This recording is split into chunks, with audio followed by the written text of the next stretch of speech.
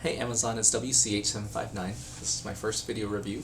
It's of the Coby 7-inch Android Power Tablet. It's model MID7034-4. Sorry about my burp there. Let's get some administrative stuff out of the way. I'm not an employee of Amazon. I'm not an employee of Coby. I wasn't paid to do this review, and I didn't win it through a promotional event or through a giveaway. Rather, it was $60 on Cyber Monday, so I thought, what the heck, why not give it a try? From a technology standpoint, I do really admire the new devices, so the newest iPads, iPad mini, Surface, Nexus 7, Galaxy Tab 2, and both of the media devices from both Amazon and Barnes & Noble are really quite remarkable. They're not things that I really need though.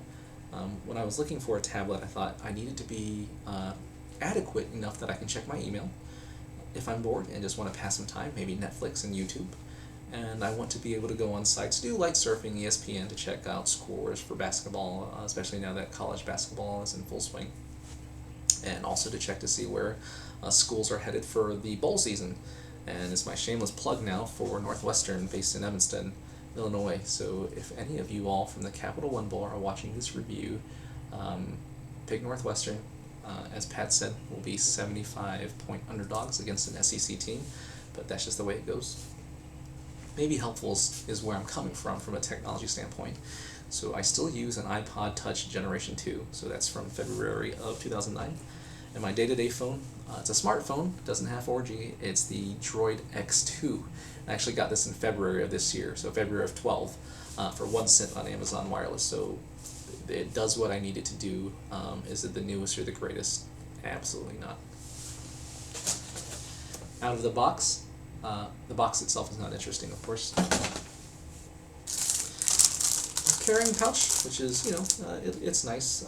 I may not get a leather case right away, but in the interim, that should be fine. And when I say leather, it doesn't have to be leather, so I'm not meaning to offend any of you all who are against using animal products. I meant that generally, so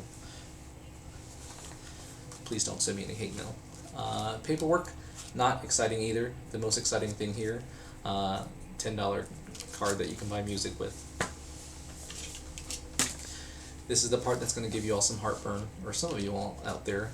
Charging device is one of these old school chargers. You cannot use the included USB cable to charge.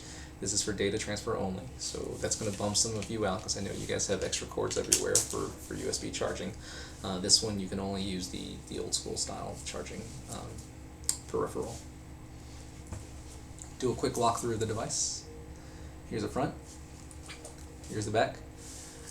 Notably missing is a camera, so if that's important to you or if that's necessary for the line of work you're in, sort of out of luck there.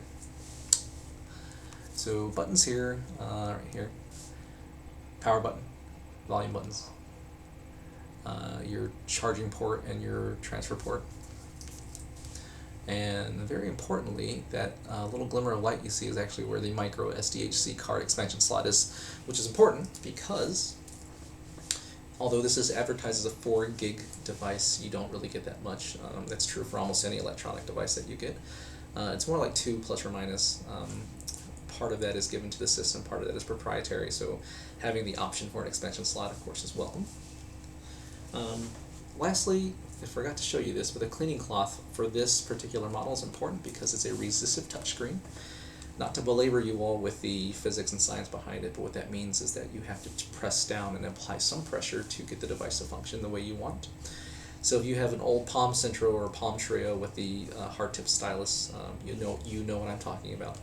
And that's in contrast to a lot of the newer devices, which are capacitive, which means you just have to swipe your finger across. So when you turn this device on, you lock it, and it locks just like any other Android device. This is not how it looks when it comes out of the box. I have gone ahead and made some edits. I took off some widgets and I installed a few apps. So number one, as you recall, I did want to check email. So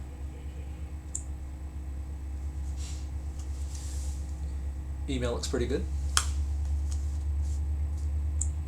And that was a preview mode, and when you get in the messages after you enable the images, it actually looks pretty good too. So it took about 45 seconds to set up, so very seamless. while the Netflix app loads up, I should just mention, a lot of you have noted that you can't get Netflix directly from the pre-installed marketplace, but if you go to Amazon.com and download the App Store from Amazon, you can get to Netflix that way, and that's how I did it. Didn't take too much time at all. The other thing I should mention is that with this device, you are not going to be able to get HD video. You will be able to get SD video, which is standard definition, but not HD. So I don't know if that matters to a lot of you all or to any of you all, but that's just a consideration to make, is that with the resolution of the screen, it's limited. And here we are. I'm pulling up a Netflix movie that I had begun to watch earlier. Hopefully it pulls up, otherwise it's up. So as you can see, it's SD. This is a delightful film called No Mercy in Korean. Actually, it's not delightful, it's pretty disgusting. I don't recommend that you watch it if you have kids. It's pretty gnarly. So Netflix does work, so that's a plus for me, and I'm sure it'll be a plus for some of you all as well. For YouTube, I don't necessarily need a widget or a specific app. I prefer to go through to YouTube just using the web browser by typing in youtube.com, and it seemingly works okay. I'm going to show you a video of a set of twins, the Hodge twins. They're entertaining.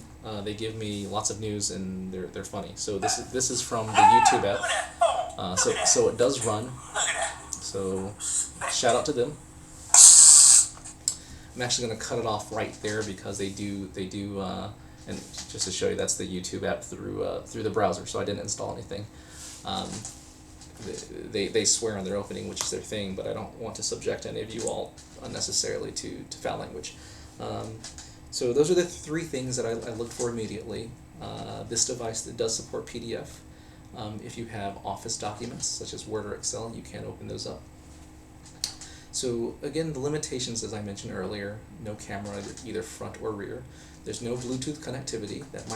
That may not matter for some of you all. The charger is one of these old school chargers, and it's a resistive touchscreen as opposed to a capacitive. And again, that resistive only applies to the 7034-4. I think Coby does sell one that has a capacitive touchscreen. I'm not going to say the build quality is flimsy or cheap. It does feel light, and for me it's not a problem because I'm not very heavy-handed with my devices. But if you are considering this as a gift for a younger child, spending a few extra dollars for one of the cases, and again, it doesn't have to be leather, so I apologize if I offended anybody by saying that, may be a good investment. It's just that when you compare the touch of this to, say, the Nexus 7, the Nexus 7 feels better built, as opposed to saying this is poorly built, so I hope you all understand that distinction. But all in all, for $60, I'm really happy with my purchase. It seems to do everything that I needed to do. Again, I'm WCH759. If you have any comments or questions, do leave them, and then I'll try to get to them in a timely manner. Otherwise, have a nice night, and safe travels this holiday season. Talk to you all later. Bye.